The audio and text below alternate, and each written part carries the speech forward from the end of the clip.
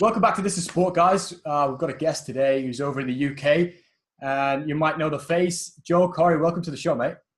Thank you for having me. What's going on? No worries at all, man. No worries. So, obviously, you have a massive fan base over here in Australia. Well known for your fitness side of things and also your DJing as well. On the fitness side of things, what age did you start working out? I started going to the gym when I was about 14, 15 years old. But basically, my dad is a tennis coach. Oh, wow. Okay. And he used to be like the manager of the tennis department at like the local leisure centre. So because he was my dad and he was the manager, I got to use the gym for free. So I used to go down there. And obviously, he was trying to get me playing tennis, but I just wanted to. I just wanted to go to the gym all the time. Like that's where I found my home, if you like. So I was like one of the first at school to start going gym, and I just sort of got that reputation for like being the boy that goes gym, and then it just grew from there, man. So yeah, I got in it from a pretty early age. Oh wow, okay, cool. So you started working out when you were 15. At what age then did you start competing in physique competitions? Yeah, so I actually didn't start competing until my early 20s. So I trained through my whole teenage years, like through university, and then when I got like my first job out of uni, I was still hitting the gym all the time. I used to do one of the jobs I used to do for uni was sort of like topless hosting at nightclubs. Oh, yeah. So I always had to stay in shape for that job as well. But as far as the competing goes, that happened. I basically, I got my fitness started taking off, and I got sponsored by Optimum Nutrition. That was in my early 20s, and then the competing thing came into it because I wanted to take it to a new level, my first prep was not until I was like 23, 24. So yeah, it wasn't quite a while until I started that. Oh wow! So as you said, you are sponsored by Optimum Nutrition. How did that come about for you? Yeah, so what happened was when I know you guys got Geordie Shore over in Australia. Once I sort of featured on the show, obviously it was at the time it was like a really big show, and it got a lot of exposure and sort of got my face out there a little bit. Right. And I was really into the fitness stuff anyway, and it just the MTV thing provided a platform, as I said, to get my face out there, and I then sort of pushed for it, and Optimum Nutrition. I approached a few different sponsors. Optimum Nutrition was actually, I was always using Optimum Nutrition products. It was my favorite company anyway. Yeah. So when they sort of responded and were really interested in taking me on, it was like dream come true. And then it happened so quick. I literally got called in for a meeting at their head office in London, and within a few hours it was signed and done. And then 7 years later, I'm still with them. So it's been incredible, mate. Honestly, being with Optimum Nutrition has given me so much opportunity, like all the expos, and also helped me build my fan base in the fitness industry. So it was such a good move for me to make. And yeah, as I said, 7 years later, still going strong. Wow, man, that's awesome. So as well, on terms of like the fitness side of things and the men's physique competitions, you won back-to-back competitions. So you actually won the Miami Pro, and then the weekend later, it was the Pure Elite competition. What was the like for, coming up to sort of competing for them? What was it like? That was my first competitions that I did. That was in 2015. So going back actually to what we said before is like, I actually decided to do them competitions because at the time it was like, I was with Optimum, things were going well for me in fitness, but I wanted to almost like prove myself and take things to a new level. And that's why I decided to do the competitions, because, I wanted to really prove myself. And it was just something inside me as well. I'm a very competitive person. So I was like, right, how do I literally just like, if you want, shut everybody up and just prove myself. Those competitions, I did a 16-week prep for Miami Pro. So it was a 4-month prep. I prepped from January through to April. It was so tough, man, because it was like in my mind I had to win. Like there was no, I couldn't come second. I couldn't come third. I had to win that competition. because I felt like everybody was watching me, you know, because everyone, I felt like everybody wanted me to not to lose. Right. So you know, through the prep up until the actual show day, you know, a lot of other competitors that were doing the competition were going in on me on social media and all this sort of stuff. Yeah. So that sort of thing just really fired me up even more. But the prep was grueling. Like any prep is grueling, especially if you prep for a competition to win it. Like you've got to go to different levels, man. Like literally different levels of grind. Like people will never realize how hard you've got to go.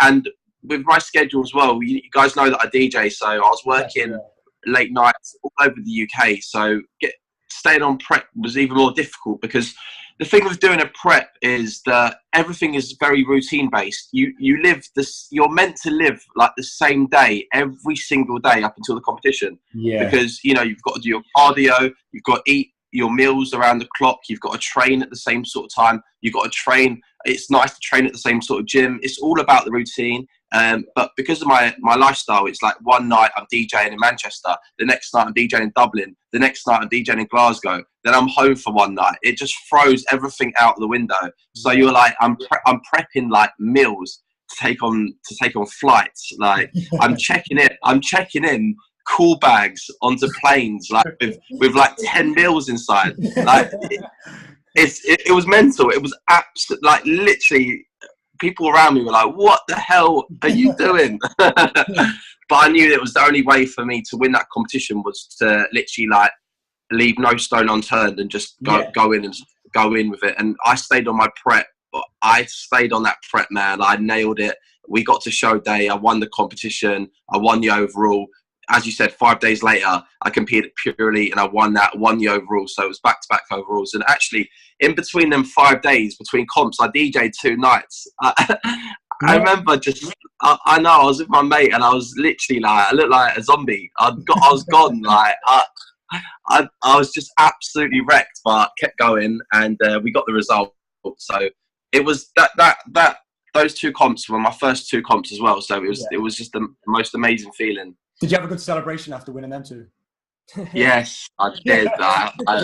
Straight to Domino's. Then we had the Krispy Kreme.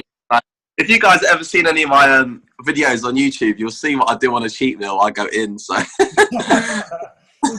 actually, I tell a lie. I actually have got a well funny story. You know, after Pure Elite, which was the second competition, that competition was on a Saturday, and I had a gig on that night. And I went and done the gig straight after I'd come off stage. But the problem was, because the competition ran over time, I didn't have enough time before the gig to have a shower. So I had the tan on that. I had the spray tans. I had the stage. Have you seen? You know how dark bodybuilding tans are. Yeah. Dude, I turned up at this club. Yeah, They didn't even recognise me. I walked in there like, I had to do a meet and greet. And I walked in there and I just looked at my mate and went, oh my God. I was like, what have I done here? Like literally the photos from the like on the Facebook from the club, I looked at them and they were a disaster. Like I just looked terrible. All these comments were like, what the hell's happened to Joel? Who's this guy coming in? Yeah. I know. Like you said, you DJ obviously a lot. Like, you know, you're very well known for that. And you're DJing at Kiss FM over there in the UK and stuff. And I actually read recently you've landed a gig in Ibiza. Yeah, man. Yeah, honestly, like this year has been an amazing start to the year. Was landing the job on Kiss FM, which is in the UK is a really big station, and it's radio is something that I've always wanted to do since I was like, it's something that if you'd asked me when I was 18, what do you want to do when you're older, I would have said I want to be a DJ and a radio presenter. That's what I would have said. So radio is something that I always pushed for, and I just think it's one of those things that like if you do want something, never ever stop going for it, because I finally have actually got on radio now. That's awesome. And yeah, it's wicked, man. So I'm loving life at Kiss.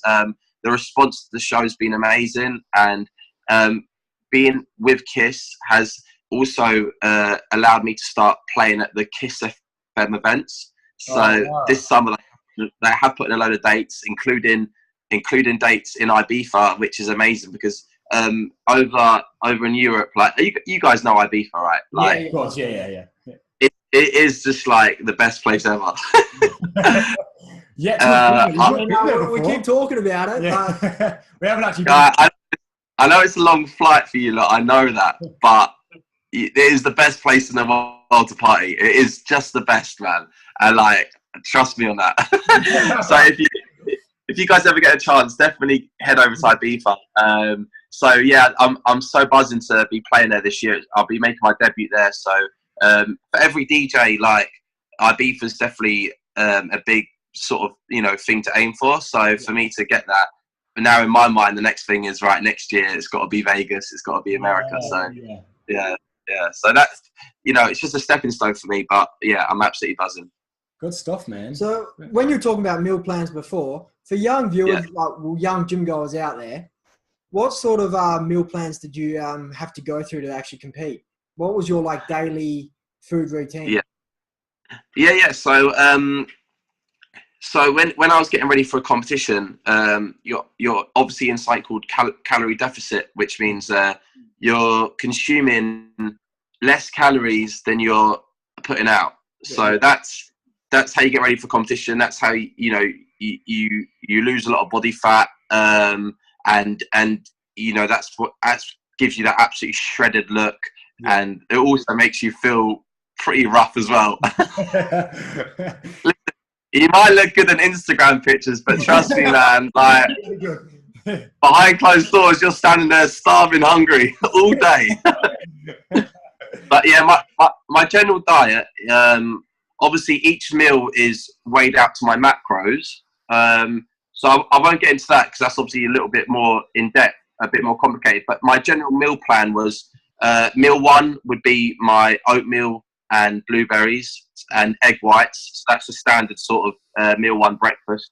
And then throughout the day, there would be I was on about 7 meals a day. But these meals are quite small. Remember, as I said, I'm in a calorie deficit, so the portion sizes are not massive. But the meals are generally made up of, chicken and sweet potato and your veggies, steak, lean mince steak with your brown rice and veggies. I'd also have some fish in there as well, normally some tuna. And yeah, it was just basically them food sources. So your oatmeal, your egg whites, your tuna, your chicken, your lean mince, your sweet potato, brown rice, and then obviously I'd be having my whey protein as well, and during the gym having my intra-workout shake. So that's they're your general food sources. They're very common food sources. But yeah, as I said, mate, the hardest bit is just making sure everything's weighed out and to